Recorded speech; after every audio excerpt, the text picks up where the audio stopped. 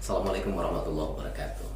Teman-teman mahasiswa dan seluruh Anda yang berada di ruang virtual, Dr. Hanif Al-Qadri kembali bersama Anda untuk mata kuliah Kepemimpinan Pendidikan. Dan kali ini kita akan mencoba lebih jauh melihat bagaimana sebenarnya perjalanan karir atau kinerjanya seorang pemimpin. Nah, untuk ini secara tidak langsung kita melihat apa sebenarnya faktor-faktor yang mempengaruhi kepemimpinan seseorang. Nah, sehingga nanti kita bisa analisis satu persatu, bagian per bagian, dan kaitan demi kaitan untuk setiap faktor, bahwa sebenarnya yang namanya seseorang ketika memimpin tidak bisa lepas dari semua faktor yang akan kita coba jelaskan.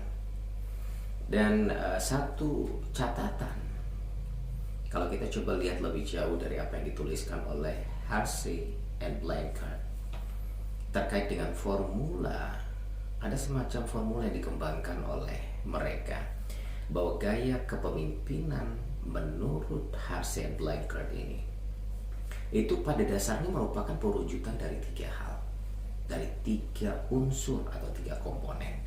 Yang pertama adalah si pemimpin itu sendiri, artinya si personal secara pribadi yang muncul dari dalam dirinya atau memang bawaan dia secara pribadi. Dan yang kedua adalah bawahan atau orang-orang yang akan dipimpinnya.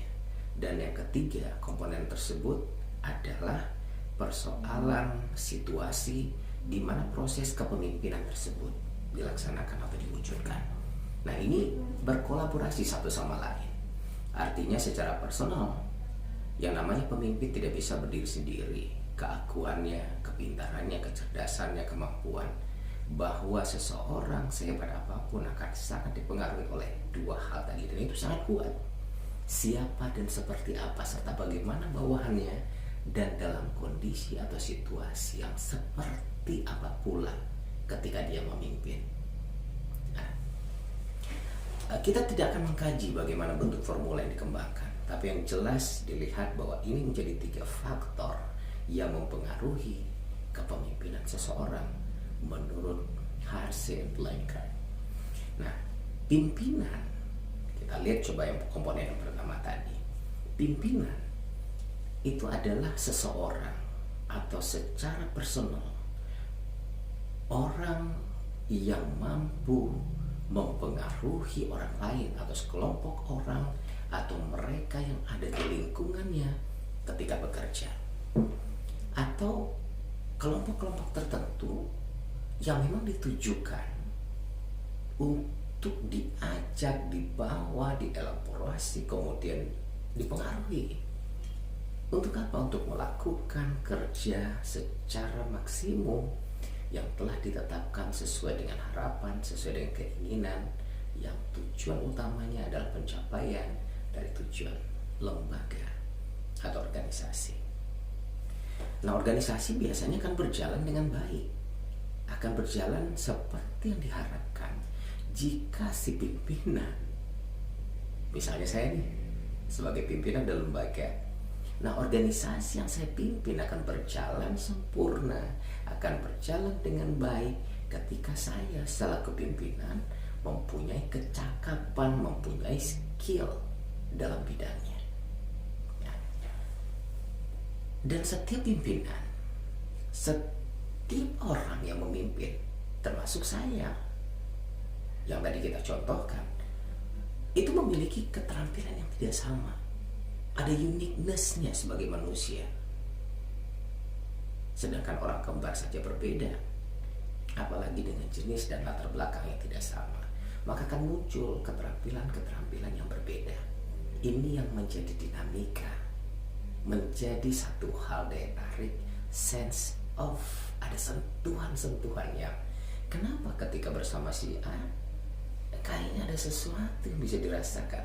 Kenapa pada bagian yang B pada situasinya sama, yang dihadapi orangnya sama, tapi kenapa berbeda? Nah, ini yang disebut sebagai bahwa setiap manusia dilahirkan dengan keunikan masing-masing. Maka akan muncul pula keterampilan-keterampilan yang tidak sama ketika memimpin. Misalnya soal apa? Keterampilan teknis. keterampilan manusiawi dan keterampilan konseptual. Meski kadang-kadang secara teori ada kemiripan dan ada kesamaan, tapi pada saat teknis si pemimpin melakukan dengan pemimpin yang berbeda akan muncul kemampuan-kemampuan teknis, kemampuan manusiawi dan kemampuan konseptual yang cenderung tidak sama. Nah, kemudian komponen yang kedua yang tadi yang kita sebut sebagai bawahan. Bawahan adalah orang atau sekelompok orang yang merupakan anggota dari satu perkumpulan, dari satu pengikut, dari setiap lembaga atau organisasi yang mereka diberikan tugas, diberikan perintah, kemudian disepakati secara bersama untuk dilakukan, untuk dilaksanakan demi pencapaian apa yang disebut sebagai tujuan organisasi. Nah, dalam satu organisasi atau lembaga, bawahan biasanya mempunyai peranan yang amat sangat strategis. Jadi nggak bisa dipandang sebelah mata. Besar dan tumbuhnya sebuah lembaga tidak bisa dikatakan tergantung pimpinannya, tapi sangat besar dipengaruhi oleh seperti apa bawahannya. Dan bawahan mempunyai peranan yang strategis, karena sukses tidaknya seorang pimpinan juga sangat bergantung kepada para pengikutnya. Siapa mereka yang disebut sebagai bawahan tadi? Orang-orang yang dipengaruhi, orang-orang yang diajak bekerja sama untuk melakukan pekerjaannya demi mencapai tujuan organisasi tadi. Ya, oleh sebab itu, seorang pemimpin memang dituntut untuk lebih jauh mampu memilah, menyeleksi, memilih bawahan secermat mungkin. Agar apa? Untuk mencapai tujuan organisasi perlu orang-orang yang memang punya visi, punya pandangan yang sama, punya kinerja yang tinggi, mengimbangi kapasitas dan skill kemampuan kita sebagai pimpinan. Maka proses menyeleksi, proses penerimaan pegawai biasanya merupakan faktor penentu.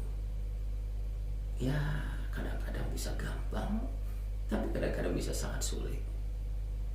Ya, tergantung bagaimana si pimpinan kemudian mengeksekusi ini, memainkan peran untuk memilah, memilih dan menentukan. Karena itu tadi, leadership is decision making, termasuk dalam memutuskan, menentukan siapa orang-orang yang akan diajak bekerja sama. Yang mereka tadi yang kita sebut sebagai orang-orang yang akan dipimpinnya itu, atau disebut sebagai bawahan atau pegawai. Nah, yang ketiga faktornya itu atau komponennya tadi adalah situasi, di mana keadaan atau suatu keadaan di mana seseorang, di mana pimpinan berusaha pada saat-saat tertentu mempengaruhi perilaku orang lain agar dapat, agar mau, agar setia, sepaham, sependapat mengikuti kehendaknya. Dalam rangka apa? Dalam rangka mencapai tujuan bersama. Tujuan bersama yaitu tadi, satu adalah tujuan lembaga, satu-satunya. Kalau persoalan tujuan personal, pribadi ya, setiap orang punya. Tapi bagaimana tujuan pribadi menjadi pilihan nomor sekian setelah dilaksanakannya atau diperolehnya tujuan utama, yaitu tujuan lembaga. Oke, baik teman-teman mahasiswa dan seluruh Anda yang mungkin berada di ruang virtual kali ini, kita akan coba melihat lebih jauh bagaimana sebenarnya faktor-faktor yang memberikan pengaruh kepada kepemimpinan seseorang. Dari, kalau tadi saya jelaskan apa yang disampaikan, apa yang dijelaskan oleh Harsey and Blanchard, sekarang kita coba timbang beberapa pendapat ahli lainnya. Dan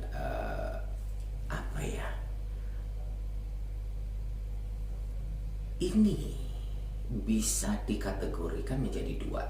Oke, pendapat-pendapat itu terkait dengan faktor ini, kita coba ambil pendapat yang disampaikan oleh Theodore Kowalski Kemudian yang kedua saya juga baca pendapat, ada juga bisa coba googling, coba lihat buku karangan dari Thomas J.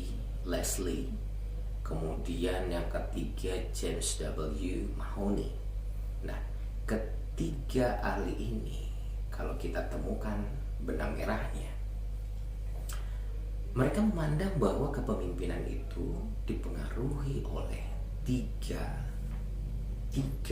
lingkaran variabel. Ya, variabel yang pertama,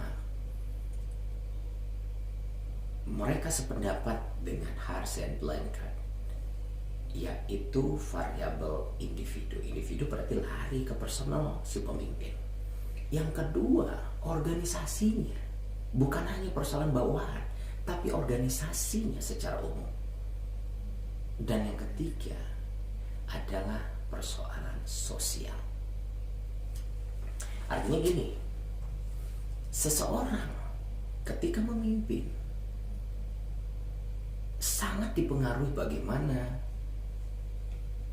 dia tampilannya secara personal, bagaimana kemampuannya secara pribadi, skill teknisnya, wawasannya, kepribadiannya, nilai-nilai yang dianut, budaya dan segala macam.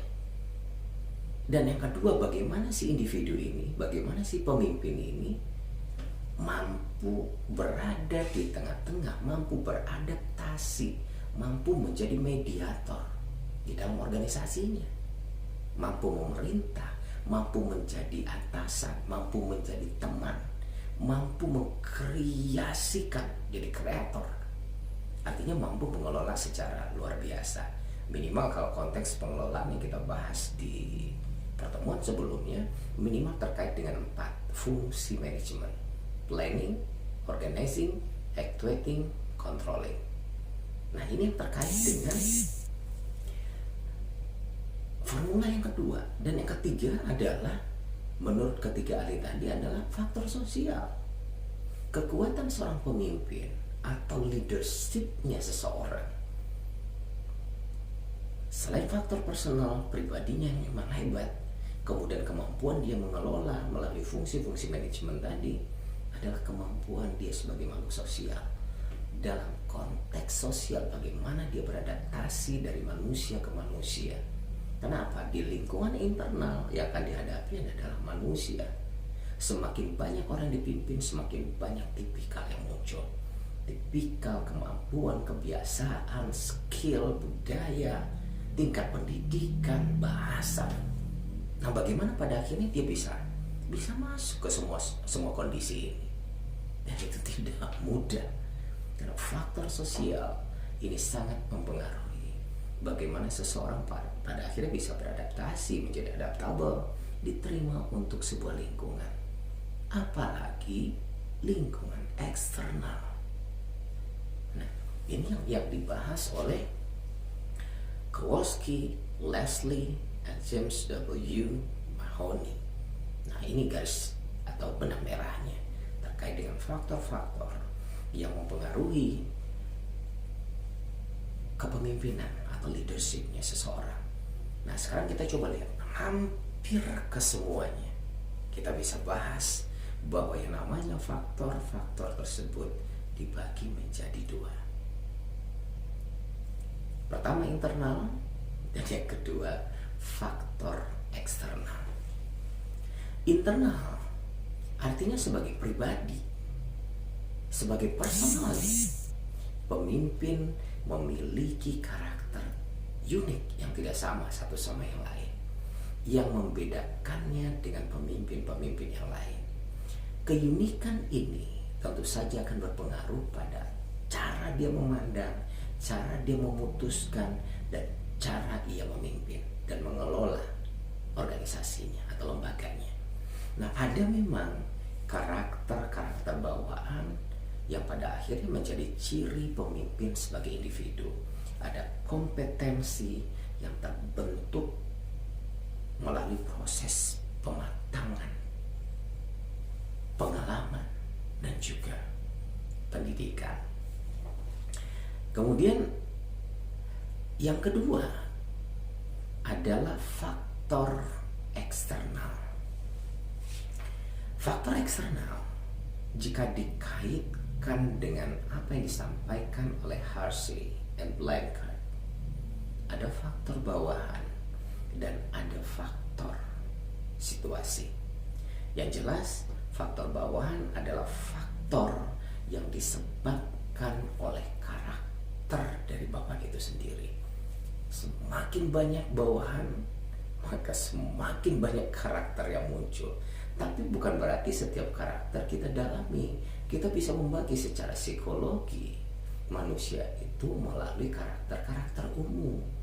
Ambil garis merahnya, ambil titik tengahnya, dan itu harus difahami bahwa ini masuk dalam karakteristik yang mana. Nah, di dalamnya, dalam karakter ini terkait pula status sosial. Jadi memang akan punya kaitan satu dengan yang lainnya, tidak akan pernah bisa lepas. Ada unsur pendidikan di dalamnya, ada pekerjaan, ada harapan, ada ideologi. Ini terkait dengan bawahan semuanya. Agama, budaya, bahasa. Ini gak akan pernah sama. Ini menjadi tantangan luar biasa bagi seorang pemimpin dalam memainkan peran leadership-nya. Perannya sebagai pemimpin. Bagaimana dia bisa beradaptasi, menjadi adaptabel untuk semua kondisi yang berbeda dari bawahan tadi. Nah, faktor-faktor ini tentu saja menentukan bagaimana pemimpin pada akhirnya harus mampu mengatur, mampu mengelola, dan mampu mempengaruhi semuanya dengan baik. Nah, barangkali apa yang kita bahas di minggu sebelumnya terkait dengan wibawa. Ini menjadi faktor penentu. Ya, tanpa disadari, tapi memang tidak semua orang memiliki itu. Tanpa diminta, orang lain mampu melakukan apapun tanpa diwajibkan. Orang lain merasa sense of belongingnya sangat tinggi. Orang lain akan mampu mengkaryakan diri, loyalitasnya menyediakan waktu, biaya, tenaga. Demi apa? Demi lembaga. Karena wibawa yang dimiliki oleh pemimpinnya. Tapi itu tadi, memang tidak setiap orang memiliki wibawa. Dan wibawa setiap orang itu juga berbeda-beda. Jika bawahan, kita andaikan jika bawahan itu adalah siswa atau mahasiswa atau peserta didik, maka sebenarnya pemimpin atau pimpinan akan seharusnya menjalankan pola-pola kepemimpinan sesuai dengan karakteristik siswa, sesuai dengan karakteristik peserta didik atau mahasiswa. Jangan karakteristik kita, jangan karakteristik orang dewasa. Karakteristik peserta didik itu pun berbeda-beda. Ada yang belum dewasa sehingga pemimpin mendekatinya dengan pendekatan pedagogik. Ada pula peserta didik yang sudah dewasa sehingga memerlukan pendekatan-pendekatan yang kita sebut kalau untuk dunia pendidikan adalah andragogi. Jadi ada situasi, ada kondisi di mana kita menyesuaikan siapa bawahannya, siapa yang kita hadapi, maka pendekatan humanis apa yang kita gunakan. Nggak bisa menghantam kromo sama semua orang. Nah, di sini letaknya kegagalan dan justru keberhasilan seseorang ketika mampu melihat bagaimana atau siapa bawahannya. Dan perlu kita jelaskan, perlu kita garis bawahi di buku leadership manapun, kepemimpinan manapun, selalu ada kalimat yang menyatakan bahwa keberhasilan seorang pemimpin sangat ditentukan oleh bagaimana dia melihat, bagaimana dia mengenal, bagaimana dia mampu beradaptasi dengan siapa, bagaimana bawahannya atau orang-orang yang dipimpinnya. Nah, faktor eksternal lainnya apa? Yang ketiga, yang terakhir adalah faktor situasi. Nah, situasi ini berkaitan dengan aspek waktu, aspek tempat, aspek tujuan, waktu, tempat, tujuan, termasuk karakteristik organisasi dan lain sebagainya.